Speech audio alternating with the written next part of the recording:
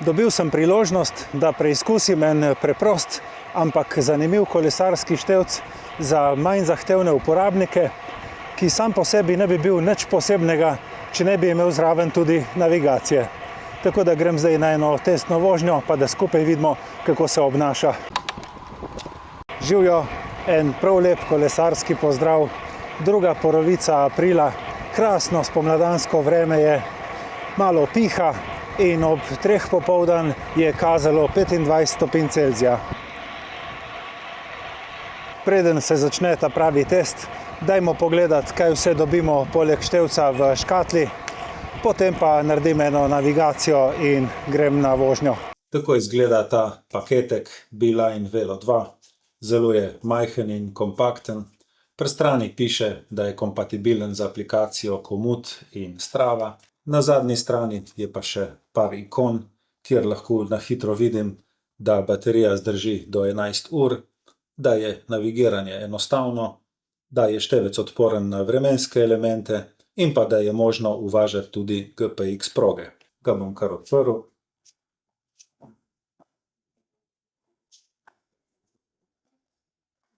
V osrednjem delu je števec. Števec je v gumijastem ohišju, kar je super, če bi ti slučajno padel po tleh, da je odporen na udarce. Jaz ga bom zaenkrat odstranil, zato da bomo števec lahko lepše videli. V škatlici je pa še nastavek za montažo na krmilo, 4 elastike, kabelček za polnjenje preko USB-C in pa tudi ena kratka navodila. Kaj več tukaj ni razvidno, razen tega, da je potrebno števec upariti s telefonom in potem slediti nadaljnjim navodilom. Gumbov fizičnih na števcu ni. Vidim tukaj, da ima na ekrančku 4 črtice in celo ohišje deluje kot gumb. Enostavno pritisneš zgornjo in spodnjo stranico števca in se obnaša kot gumb. Tukaj na tej strani je tudi znak za prižiganje.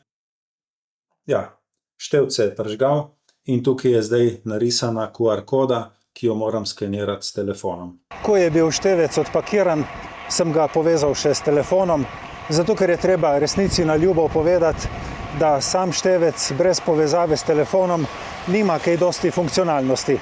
Tako sem si naložil njihovo aplikacijo Beeline in telefon povezal s števcem. Dejansko nameščanje aplikacije in povezovanje števca s telefonom je teklo pa popolnoma brez kakršnih koli težav. Ko je bil števc povezan s telefonom in pripravljen na prvo vožnjo, sem ga pa s pomočjo priloženega nosilca in elastik pritrdil na krmilo svoje specialke. Kolikor sem jaz seznanjen, se firma Beeline ukvarja prvenstveno z izdelavo zemljevidov in v aplikaciji sem videl, da so zemljevidi res zelo natančni in tudi navigacija usmerja kolesarja na bolj mirne, stranske in lepe ceste.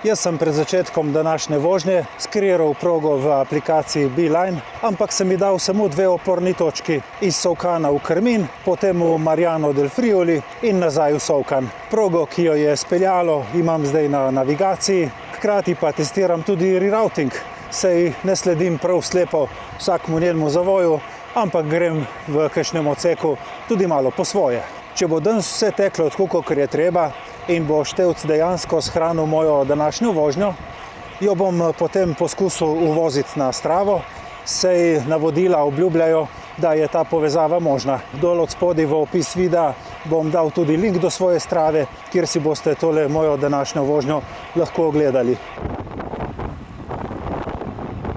Navigacija je preprosta, pregledna in učinkovita. Ti na števcu dejansko vidiš cesto, po kateri moraš peljati. Razni stranski odcepi in križišča so pa nakazani s takimi tankimi črticami. Ko se pripelješ do križišča, kjer je potrebno zavijanje, te števec 100 metrov prej opozori z enim piskom, ko si pa še 30 metrov oddaljen od križišča, pa te opozori z dvojnim piskom.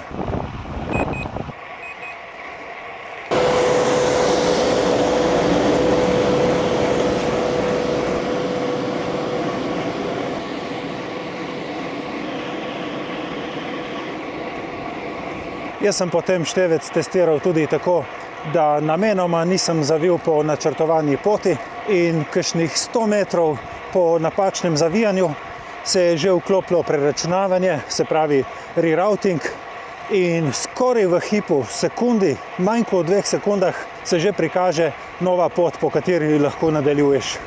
To me je kar precej presenetilo, ker res deluje zelo, zelo dobro in hitro. To, kar vidimo na ekrančku števca, seveda ni pravi zemljevid, so samo nakazane ceste. Če pa odpreš med vožnjo aplikacijo na telefonu, vidiš pa konkreten zemljevid, zelo podroben, in možni so 3 prikazi, se pravi poleg navadnega zemljevida še satelitski pogled ali pa hibridni pogled.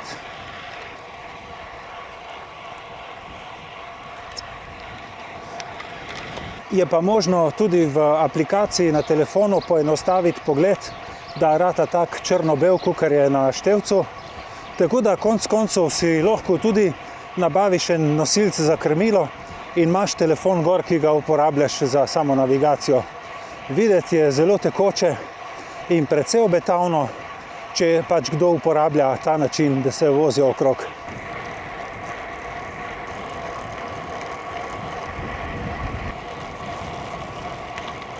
Seveda je pa možno na števcu tudi preklapljati med zaslončki. Tale navigacija je samo eden od njih. Če stisneš na zgornjem ali pa spodnjem robu števca, se ti pokažejo ostali podatki.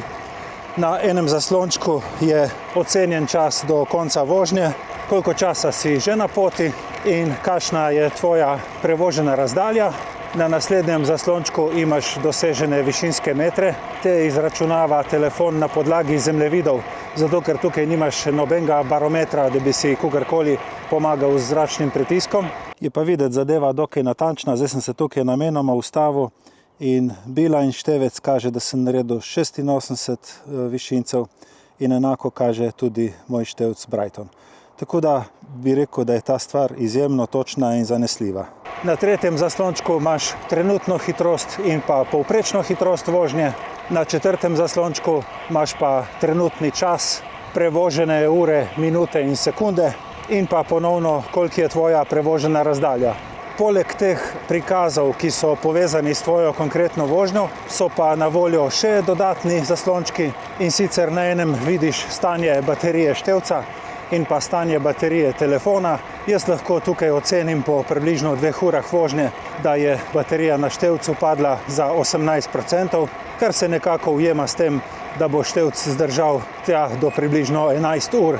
Na števcu je potem še en zaslonček Ride menu, kjer lahko zaustaviš trenutno vožnjo ali pa preskočiš določene navigacijske točke. Poleg vseh teh funkcij se mi je pa še posebej zanimiva zdela tale, ki jo imaš na levi in na desni strani števca, kjer je označena rdeča oziroma zelena črtica. Če pridržiš na rdečo črtico, se označi, kot da je cesta slaba, s pritiskom na zeleno črtico pa lahko označiš, da je cesta dobra. Predvidevam, da Beeline zbira podatke od vseh kolesarjev, ki uporabljajo te števce, in si bo s časoma zgradil mogoče kakšen sistem opozoril ali pa nekaj podobnega v zvezi s stanjem cest.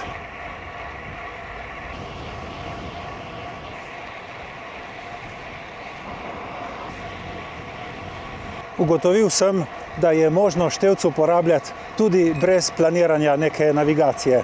Namesto Plan Ride enostavno v aplikaciji Beeline stisneš rekord in greš na pot. In pač števec oziroma telefon ti sname vožnjo, na kateri si. Je pa res, da imaš potem na zaslončkih samo podatke o prevoženi razdalji, pretečenem času in tvoji hitrosti. Nimaš višinskih metrov in nimaš nobenih navodil, po kateri poti je treba iti.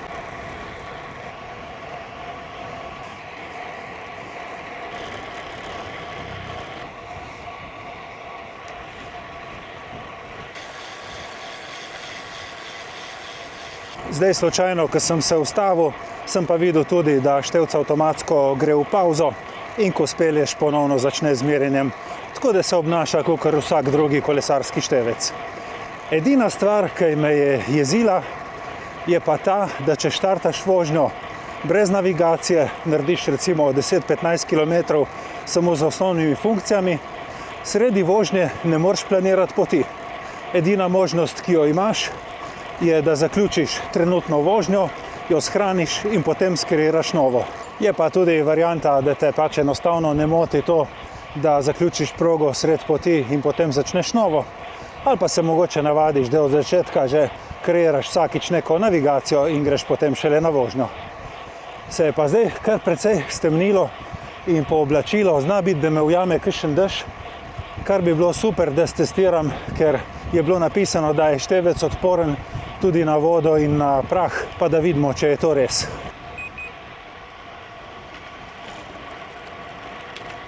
Poskušal sem tudi testirati, kaj se zgodi, če bi nekje ostal brez telefona ali pa brez signala. Svoj telefon sem dal v letalski način. Na števcu se je najprej izpisalo, naj ponovno povežem Bluetooth, potem pa po parih sekundah je spet šel v način navigacije. Predvidevam, da ima spomin oziroma da si sama aplikacija zapomni načrtovano pot in da bi te lih tako pripeljalo do cilja. Mogoče bi se kasneje pojavile kakšne težave, če bi bil brez dostopa do spleta in če se ne bi držal načrtovane poti, ker najbrž preračunavanje ne bi delalo tako, kot je treba. Ampak to prepuščam komu drugemu, tega nisem testiral, je pa treba računati s tem, da take preproste naprave in sploh te, ki so odvisne od telefona, mogoče ne bojo zmeraj 100% delovale tako, kot bi si vi želeli. Ja, prav tja v smeri proti Solkanu kar konkretno pada, tako da me zna oprati, če se dež ne bo prekinil do takrat, ko pridem tja.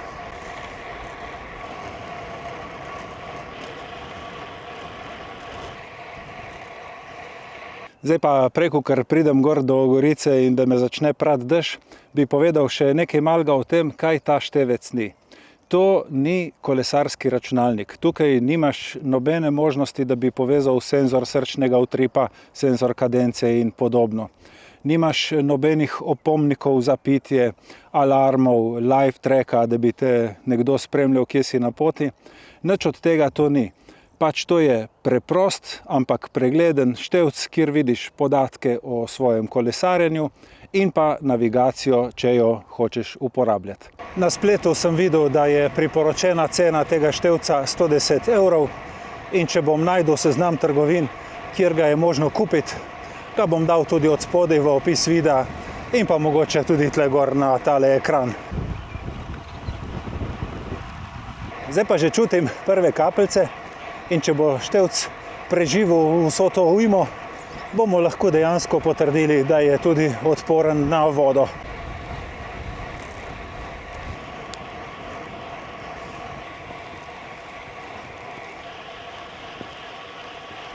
A to je aprilsko vreme, nimaš kaj.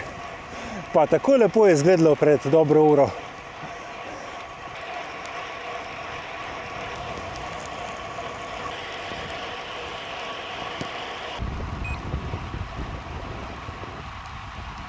Naredil sem malo ovinka in probam priti do Solkana po vzhodni strani Gorice, kjer zgleda, da pada malo manj.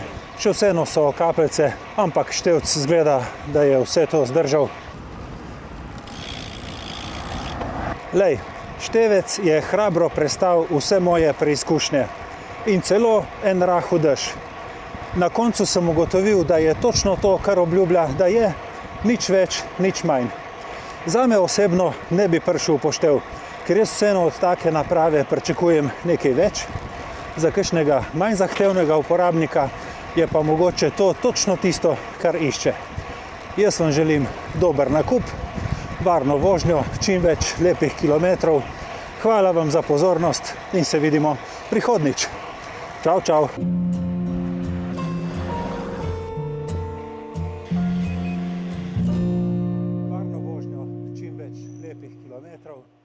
Hvala vam za pozornost.